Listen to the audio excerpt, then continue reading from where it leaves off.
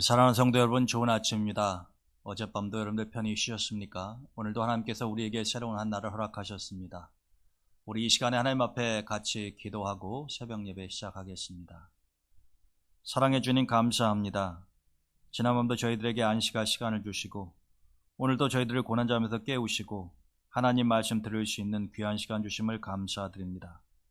이 아침에 저희들의 마음의 문을 열어 하나님 말씀을 받아들일 수 있게 하시고 저희들의 귀를 열어 하나님 말씀을 들을 수 있게 하시며 저희들의 손발을 움직여 주님이 말씀하신 것을 행하며 살아갈 수 있도록 인도해 주시기를 원합니다. 오늘도 우리 동대문의 모든 가족들과 함께 하시며 우리 자녀를 선한 길로 인도하시고 환우들의 병은 치료해 주시옵소서. 예수님의 귀하신 이름으로 감사하며 기도드립니다. 아멘. 오늘 주시는 하나님의 말씀은 요한복음 2장 1절에서 11절까지입니다. 사흘째 되던 날 갈릴리 가나에 혼례가 있어 예수의 어머니도 거기 계시고 예수와 그 제자들도 혼례의 청함을 받았더니 포도주가 떨어진지라. 예수의 어머니가 예수에게 이르되 저들에게 포도주가 없다 하니 예수께서 이르시되 여자여 나와 무슨 상관이 있나이까? 내 때가 아직 이르지 아니하였나이다. 그의 어머니가 하인들에게 이르되 너희에게 무슨 말씀을 하시든지 그대로 하라 하니라. 거기에 유대인의 정결 예식을 따라 두세 통 드는 돌 항아리 6이 놓였는지라.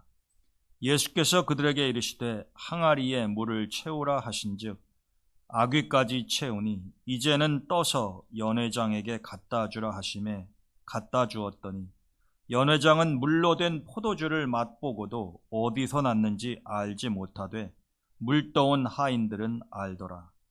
연회장이 신랑을 불러 말하되 사람마다 먼저 좋은 포도주를 내고 취한 후에 낮은 것을 내거늘 그대는 지금까지 좋은 포도주를 두었도다 하니라. 예수께서 이 첫 표적을 갈릴리 가나에서 행하여 그의 영광을 나타내심에 제자들이 그를 믿으니라. 아멘. 오늘 여러분들과 함께 나눌 말씀은 유명한 가나의 혼인잔치 이야기입니다.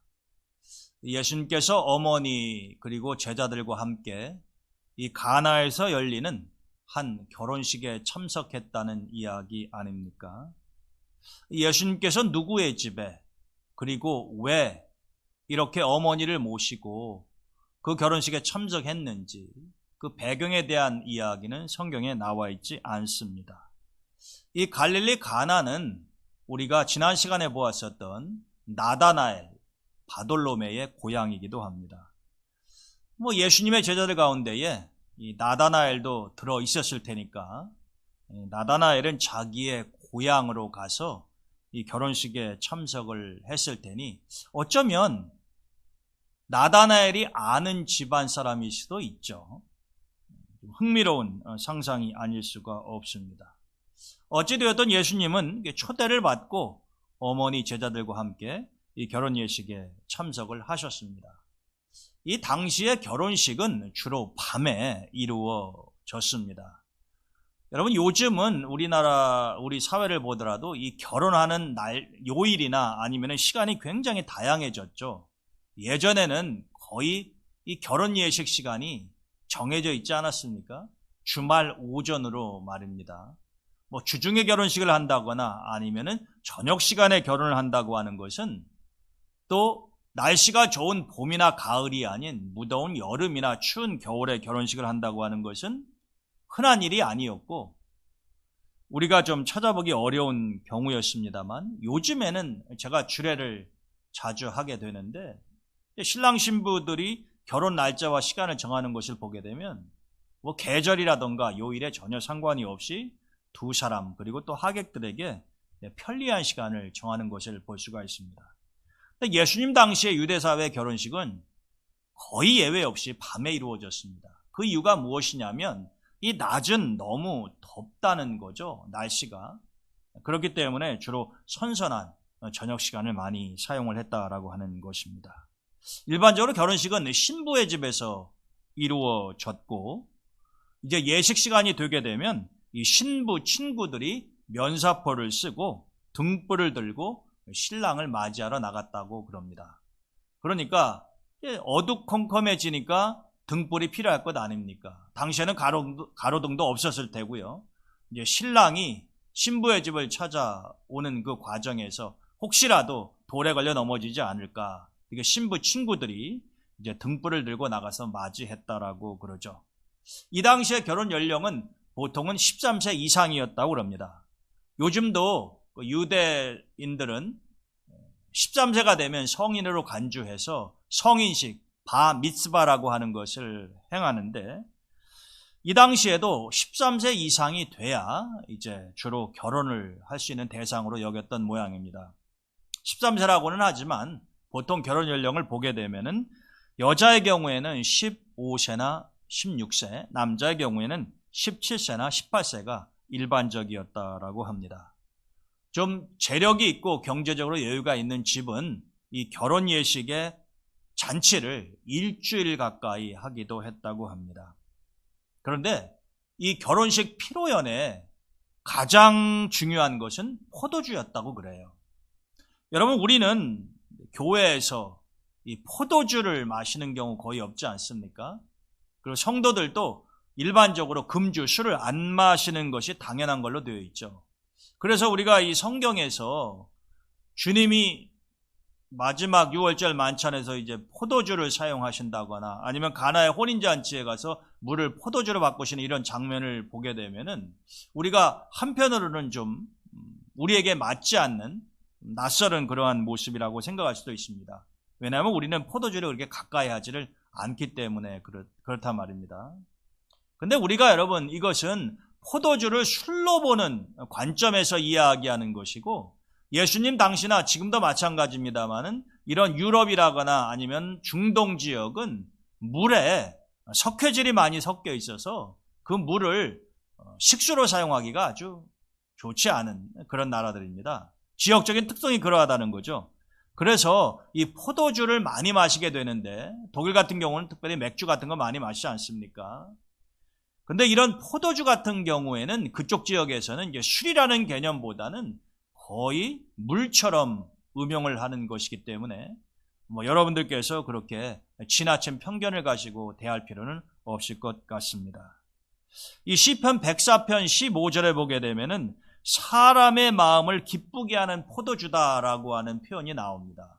그러니까 이 구약 시대 때부터 이 이스라엘 사람들은 어떻게 포도주를 이해했는가 하면은 사람의 마음을 기쁘게 한다. 여러분, 우리는 술 마실 일이 거의 없습니다만은 이 술 마시는 사람 보면 왜 마십니까? 술 취하면은 실수할 수도 있고 돈도 많이 들고 여러 가지 부작용들이 많이 생기는데 왜 그렇게 술을 마시고 술을 좋아합니까? 그렇게 질문을 하면은 술을 마시는 사람들의 거의 대다수의 공통된 대답이 술을 마시면 기분이 좋아진다는 거죠.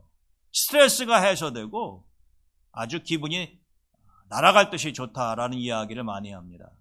우리로서는 경험해보지 않은 그런 세계의 수가 있는데, 술이나 마약을 하는 사람들을 보게 되면 우리가 쉽게 공감할 수 있는 것은 그거를 마시거나 아니면 마약 주사를 맞게 되면 굉장히 기분이 좋아진다. 일시적인 현상이에요. 그리고 몸은 더 피폐해지고 나중에는 아주 좋지 않은 결과를 맞이하게 됩니다만, 그것을 마시고 주사를 맞는 그 동안만큼은 이 세상의 그 어떤 환락이나 쾌락보다도 더 큰 즐거움을 느낄 수 있기 때문에 그러한 일을 감행하는 것 아닙니까? 이게 불법이잖아요. 마약 주사 같은 경우 투여를 하게 되면 말입니다.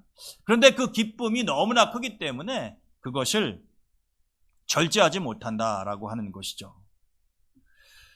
일반적으로 이 당시에 유대사회에서 결혼식이 이루어지면 이게 철저하게 초청자의 수를 제한을 하고 초청해서 이루어집니다. 그러니까 어느 집에 결혼 예식이 있네 그래서 내가 초대받지도 않았는데 그냥 불청객처럼 참여할 수 있는 게 아니다라고 하는 거죠. 결혼식을 하는 집안에서 자신들이 초대하고 싶은 사람들을 사전에 다 인원을 정하고 초대장을 보내고 결혼식 당일에 또다시 한번 초대받은 사람들에게 연락을 해서 꼭 올 수 있도록 한다고 합니다. 그래서 이 유대 사회에서는 결혼식에 꼭 가겠다라고 이야기해 놓고 결혼식 당일에도 그렇게 다시 한번 재차 약속을 하고도 결혼식에 불참할 경우에는 그 다음에는 그 사람과 상종을 하지 않을 정도로 굉장히 이 예약 문화가 우리로 말하면 발달되어 있었다라고 하는 거죠. 여러분, 이렇게 결혼식에 참여할 사람들의 수를 철저하게 점검하기 때문에 오늘 본문의 이야기는 굉장히 예외적인 경우입니다. 여러분, 주님께서 이 결혼식에 참여를 했는데 지금 큰 문제가 발생을 했죠. 이게 무엇입니까? 가장 필요해내서 중요한 포도주가 떨어졌다라고 하는 거죠. 말씀드렸던 것처럼 일반적으로 하객객 수가 몇 명이나 될 건가 하는 것을 사전에 알고 있기 때문에 포도주를 부족하게 준비하는 경우는 거의 없습니다. 그러니까 지금 이 가나의 혼인잔치는 굉장히 예외적인 경우라고 우리가 생각을 해야 되는 거예요. 이렇게 포도주가 떨어지게 되면 손님들은 어떻게 생각하겠습니까? 주인이 제대로 준비를 하지 않았다, 우리를 무시했다, 그렇게 생각할 수도 있고, 주인의 입장에서는 정말로 얼굴을 들 수 없을 정도로 체면이 손상되는 일 아니겠습니까? 그렇기 때문에 철저하게 준비를 하고 이렇게 포도주가 떨어지는 경우는 정말로 드물다라고 하는 것입니다. 그런데 어찌된 일인지 이유는 알 수 없지만 이 집에 지금 포도주가 떨어졌으니 얼마나 신랑 신부 혼주 측에 이 상황이 난감해졌겠습니까? 그렇다고 해서 어디에 가서 금방 포도주를 사올 수 있는 상황도 아니었던 것 같습니다. 근데 그러한 모습을 보고 예수님의 어머니 마리아가 예수님에게 가서 이 집에 포도주가 떨어졌다라고 이야기하지 않습니까? 그랬더니 예수님이 그게 나하고 무슨 상관입니까? 맞는 얘기예요, 사실은. 예수님은 지금 하객으로 손님으로 초대받아 온 것인데 그 집에 포도주가 떨어진 게 주님하고 손님하고 무슨 상관이 있습니까? 그런데 예수님의 어머니 마리아가 그것을 몰랐겠습니까? 그럼에도 불구하고 아들 예수에게 찾아가서 상황을 설명하는 이유는 그 문제를 해결해 달라고 하는 거죠. 근데 예수님은 내 때가 아직 이르지 아니하였다라고 말씀하시면서 아무런 일도 하지 않을 것처럼 어머니에게 반응을 보였습니다. 그랬더니 마리아가 그 집의 하인들에게 저분이 내 아들 예수가 당신들에게 시키는 대로 하십시오라고 말을 하고 사라졌습니다. 여러분, 굉장히 말씀을 묵상할수록 흥미로운 장면이 아닐 수 없어요. 분명히 얼마 전에 예수님은 포도주 떨어진 게 나하고 무슨 상관이 있냐, 나는 아무런 일도 하지 않겠다라고 반응을 보였는데 마리아는요, 하인들에게 저분이 곧 뭔가를 할 거라는 겁니다. 저분이 무슨 말을 하게 되면은 시키는 대로 하라고 지금 하인들에게 지시를 하는 것 아닙니까? 여러분, 여기에서 우리는 참 미소를 금할 수가 없어요. 여러분, 마리아는요, 지금 자기 아들 예수를 너무나 잘 알고 있는 겁니다. 예수님께서 말씀은 그렇게 하셔도 이 어려운 상황 가운데 빠진 이 신랑 신부와 그 집안 사람들을 모른 척 하실 분이 아니다라고 하는 거예요. 여러분, 우리는 마리아를 신뢰할 수가 있는 게 무엇이냐면 벌써 마리아는 예수님이 탄생하셔서 30년 가까이 지켜보지 않았습니까? 그러니까 자기 아들 예수에 대해서 누구보다도 더 잘 안다라고 하는 거죠. 예수님이 정말로 공경에 처한 사람을 외면하고 모른 척 하실 분이 아니다라고 하는 것을 어머니인 마리아는 지난 30년의 세월 동안 성경에 물론 자세하게 기록된 것은 없습니다. 그러나 그런 경험들을 통해서 마리아는 아들 예수에 대해서 너무나 정확하게 알고 있었던 거죠. 흥미로운 사실이요, 놀랍게도 어머니 마리아가 떠나고 난 다음에 마리아가 이야기한 대로 일이 진행이 되잖아요. 예수님이 하인들에게 이야기합니다. 저기 지금 뜰에 있는 6개의 돌 항아리를 물로 가득 채워라, 이렇게 말씀하시는 거죠. 참, 이 당시에 왜 물 항아리가 이렇게 뜰에 있었느냐라고 하면 이것은요, 마시기 위한 목적의 물이 아닙니다. 일반적으로 당시 유대 사회에는 이 사람들이 우리로 말하면 샌들을 신고 다녔잖아요. 그래서 발이 쉽게 더러워집니다. 그래서 손님이 집에 오게 되면 집 안으로 들어가기 전에 바로 이 마당 뜰에 있는 그 항아리에 있는 물로 반드시 발을 씻게끔 되어 있었어요. 그러니까 이것은 식수 대용이 아니다라고 하는 겁니다. 발 씻기용이에요. 그러니까 사용하다 보게 되면 항아리가 완전히 비거나 아니면 반쯤만 물이 남았을 수도 있지 않습니까? 그런데 그 항아리에다가 물을 채우라고 하는 것입니다. 하인들로서는 영문을 몰랐을 거예요. 아니, 더 올 손님도 없는데 뭐하러 지금 저 항아리에 물을 채우라고 하는 것이냐. 의문이 생길 수도 있었지만은 하인들은 예수님이 하신 말씀 그대로 순종을 했습니다. 물론 하인이니까 뭐 하라는 대로 시키는 대로 하기만 하면 되는 것이지만 좀 의아하게 생각했을 것 아닙니까? 물을 아구까지 가득 채우고 난 후에 시간이 흘렀어요. 그리고 난 다음에 예수님이 말씀하십니다. 하인들에게 이 물을 떠서 연회장에게 갖다 주라라고 하는 겁니다.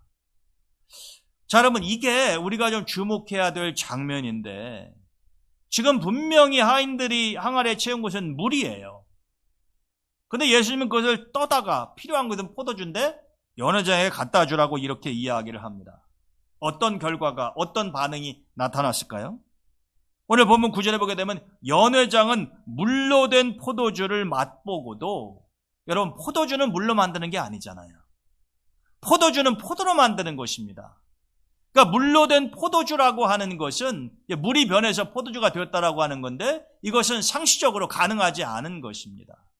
그러니까 지금 연회장은 기적을 체험하고 있는 것이죠. 영문은 모릅니다. 배경은 몰라요. 그러나 그는 지금 포도로 만든 포도주가 아니라 물로 만든 포도주를 맛보고 있는 것입니다. 근데 물이 아니죠. 포도주의 맛이 난다라고 하는 겁니다. 그것도 기가 막힌 맛이 난다라고 하는 거죠. 그러나 연회장이 몰랐던 놀라운 비밀의 진실을 하인들은 알고 있었다고 이야기합니다. 물 떠온 하인들은 알더라. 자, 여러분, 언제 이 물이 포도주로 바뀌었을까요? 항아리에 아구까지 물을 가득 채웠을 때에, 그리고 시간이 어느 정도 흘렀을 때에 이미 물이 포도주로 다 바뀌어진 상태에서 하인들이 포도주를 떠다 준 것일까요? 우리가 성경을 자세하게 보면 그렇지 않다고 하는 것을 알 수 있습니다. 9절에 분명히 하인들이 떠간 것은 물을 떠갔다 그랬어요. 처음에는 물을 채웠죠.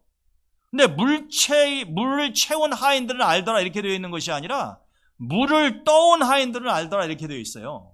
그러니까 하인들이 그 항아리에서 자기들이 채웠던 그 물을 뜰 때에도 물이었다는 겁니다. 그런데 이 물이, 하인들이 떠가지고 간 물이 연회장의 손에 들려지고 연회장이 맛을 보았을 때 포도주로 바뀌었다라고 하는 것이죠. 그러면서 연회장이 감탄하지 않습니까?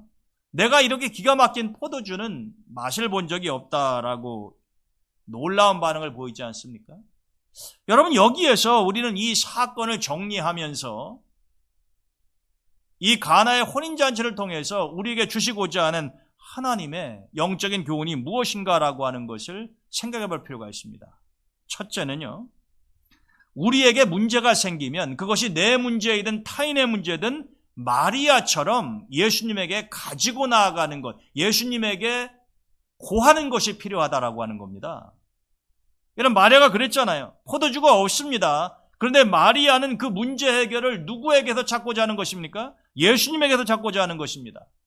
반면에 여러분들은 인생에 문제가 생기면 그게 자식의 문제든 건강의 문제든 사업의 문제든 진학의 문제든 여러분들은 어떤 문제가 발생하면 누가 가장 먼저 떠오르십니까? 마리아는 포도주가 없다라고 하는 이야기를 듣고 바로 떠올린 인물이 아들 예수였습니다. 이것은 단지 마리아가 예수님과 그 관계가 모자 관계 때문이었다라고 인간적으로 생각할 일이 아니다라고 하는 거죠. 여기에서 마리아와 예수님의 관계는 단지 인간적인 모자 관계가 아니라 피조물과 창조주, 성도와 메시아의 관계라고 볼 수가 있는 것이에요. 마리아가 자신의 문제가 아닌 타인의 문제를 예수님에게 가지고 나아갔던 것처럼, 여러분, 이게 이른바 중보라는 것 아닙니까? 우리는 마리아의 모습 속에서 놀라운 영적인 여인의 지혜를 본다는 거죠. 자신의 문제도 아닌 타인의 문제를 자신의 문제처럼 그 문제를 해결하시는 예수님에게 가지고 갔었던 여인. 그러할 때 예수님은 어떻게 하십니까? 모든 문제를 해결하시고 회복시키십니다. 여러분, 포도주가 떨어져서요, 사람들이 흥이 나지를 않아요. 기쁨이 근심으로, 걱정으로, 창피함으로 바뀔 수 있는 그런 상황 아닙니까? 근데 예수님이 기가 막힌 포도주를 제공을 한 셈이 되어서 이제는 어떻습니까? 다시 흥겨로움이, 기쁨이 회복되는 것 아니에요. 여러분, 우리가 인생을 살아가다 보게 되면은 정말로 나는 철저하게 준비했다고 생각을 했지만 예기치 않게도 포도주가 떨어지는 것처럼 우리의 준비가 부족해서 나타나는 근심, 그리고 체면 손상의 일들을 경험할 수가 있습니다. 얼마든지 그럴 수가 있어요. 그러나 그때 우리는 예수님에게로 나아가야 된다라고 하는 것입니다. 예수님이 어머니 마리아에게 처음에는 거절하시고 아무것도 안 하시는 것 같지만 결국은 예수님은 그 문제를 해결하시고 우리에게 다시 기쁨을 회복시켜 주신다라고 하는 거죠. 여러분들이 마가복음 7장에 보게 되면 자신의 딸이 귀신 들린 여인이 있었습니다. 이른바 수로보니게 여인이라고 하는 사람이죠. 자신이 귀신 들린 게 아니에요. 딸이 귀신 들렸기 때문에 고통은 더 심했습니다. 근데 예수님에 대한 소문을 듣고 예수님에게 나와서 귀신 들린 자기의 딸을 고쳐주기를 간구했죠. 그때 예수님께서 무엇라고 말씀을 하셨냐면 아주 싸늘한 반응을 보이시면서 거절의 의사를 분명히 하셨습니다.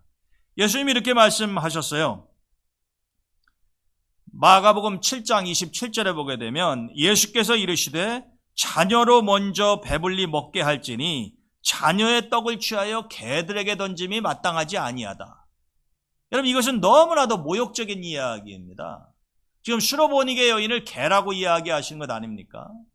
근데 제가 여러 번 설명을 드렸습니다만 이 당시에 유대인들은 이방인들을 개 취급했다는 거죠. 예수님이 이런 표현을 만들어 놓으신 것이 아니에요. 새롭게 일반적으로 널리 사용하던 그러한 관용구 같은 표현이었습니다. 이방인들은 개. 여러분이 지금 이 여인에게 모욕적인 언사를 사용하시는 것 아닙니까? 사실 이 말씀을 읽는 우리가 더 충격을 받을 정도예요. 어떻게 예수님께서 이런 비인격적인 모습을 보이시며 이 여인을 그렇게 모욕할 수가 있는 것인가? 예수님의 속마음은 그렇지 않았습니다. 이 여인의 반응을 보기를 원하셨던 거죠. 그랬더니 이 수로보니게 여인이 뭐라고 얘기합니까? 자기의 자존심을 다 굽히면서 예수님에게 맞습니다. 그렇지만 개들도 주인의 상에서 떨어지는 부스러기는 먹지 않습니까? 저는 지금 온전한 떡을 달라고 하는 것 아닙니다. 그냥 상에서 떨어지는 부스러기라도 좋으니 제발 내 딸을 위해서 무언가를 좀 해주십시오.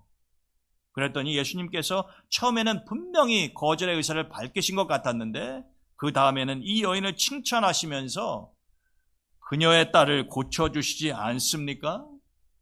우리가 처음에 기도할 때 우리의 문제를 가지고 주님 앞에 나아갔을 때 해결이 안 되는 것 같아요. 좌절하죠. 실망스럽습니다. 그렇지만 거기서 포기하면 안 된다라고 하는 거죠. 우리에게는 수로보니게 여인과도 같은 확신과 믿음이 있어야 되는 것이죠. 주님이 우리를 도와주실 분이며 반드시 그렇게 해주신다라고 하는 그런 믿음을 가지고 나아가야 된다라고 하는 것이에요. 어머니 마리아의 기대가 어긋나지 않잖아요. 예수님 아무것도 안 하실 것 같지만 결국에는 문제를 해결하신다라고 하는 겁니다. 두 번째로는 우리가 항아리에 물을 채울 때 가득 채워야 된다라고 하는 거죠. 주님이 아구까지 채우라 그랬잖아요. 여러분, 우리는 내 심령이라고 하는 이 항아리에 은혜의 물이 채워져 있는가라고 하는 것을 점검할 필요가 있어요. 여러분, 물 항아리에 물이 마르거나 바닥나거나 부족하면은 이거는 항아리의 역할을 아름답고 제대로 하고 있다고 보기 어렵지 않습니까? 만약에 내 마음이 이 물을 담는 돌 항아리와 같다고 하면 내 안에 발을 씻을 물이 아니라 이제 하나님께서 주시는 이 은혜의 물이 항상 찰랑찰랑 넘칠 정도로 가득 채워져 있는가라고 하는 것을 점검할 필요가 있다라고 하는 거예요. 항아리에 물을 채워놓고 계속 쓰면은 마르게 되어 있지 않습니까? 우리의 심령에 하나님이 은혜의 물을 한번 채워놓으시면 그걸 가지고 천국까지 갈 때까지 사용할 수 있는 게 아니죠. 자동차에 한번 주유를 했다고 해서 그것을 1000km, 2000km 갈 수 있는 게 아니지 않습니까? 사용하면 시간이 지나면은 바닥이 나고 마르게 되어 있다는 거죠. 그러면 다시 주유해야죠. 다시 채워야죠. 그때 채울 때에 반만 채우지 말고 가득 채우라라고 하는 겁니다. 하나님이 우리에게 주시는 은혜를 충만히 받고 성령 충만하는 것이 절반 정도 차는 것보다는 훨씬 더 좋지 않습니까? 물이 가득 찼을 때에 그 물 전체가 다 포도주로 바뀌었던 것처럼 우리가 반만 채우면 반만 포도주로 바뀌겠죠. 우리가 큰 그릇 가득 채울 수 있는 지혜가 필요하다라고 하는 것이죠. 마지막으로 이 가나의 혼인잔치 이야기를 통해서 우리가 배울 수 있는 영적인 교훈은 순종은 반드시 변화의 기적을 가져온다라고 하는 것입니다.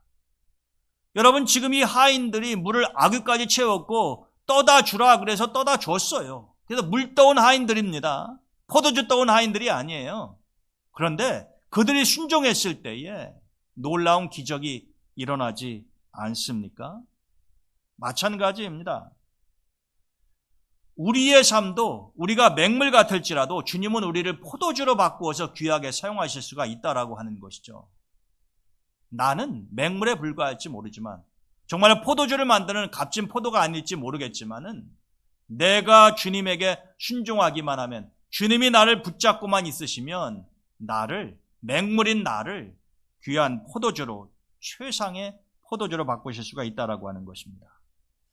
여러분, 예수님을 만나서 물이 포도주가 되었던 것처럼 우리가 성경이나 기독교 역사를 통해서 확인할 수 있는 변치 않은 진리가 무엇이냐 하면 하나님의 위대한 종들은 모두가 변화된 사람들이었다는 거예요. 처음서부터 위대하게 출생한 인물들이 아니라 모두가 다 하나님을 만나고 주님을 만나서 변화되었던 사람들이 훗날 하나님 앞에 존귀하게 쓰임받았다라고 하는 것입니다. 우리가 이미 보았습니다만 베드로가 그 대표적인 예 아닙니까? 그는 보잘것없는 집안의 시몬이라고 하는 어부에 불과했어요. 그렇지만 어떻습니까? 훗날 그는 교회의 반석이 되는 베드로로 변화되지 않았습니까? 주님께서는 이런 놀라운 변화 역사를 일으키신다라고 하는 것이죠. 모세 어떻습니까? 80이나 된 미디안 광야에 보잘것없는 양치기에 불과했어요.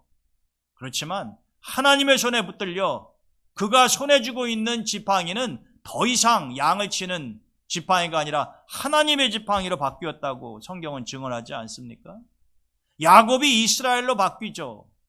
사울이 바울로 바뀌는 것 아닙니까?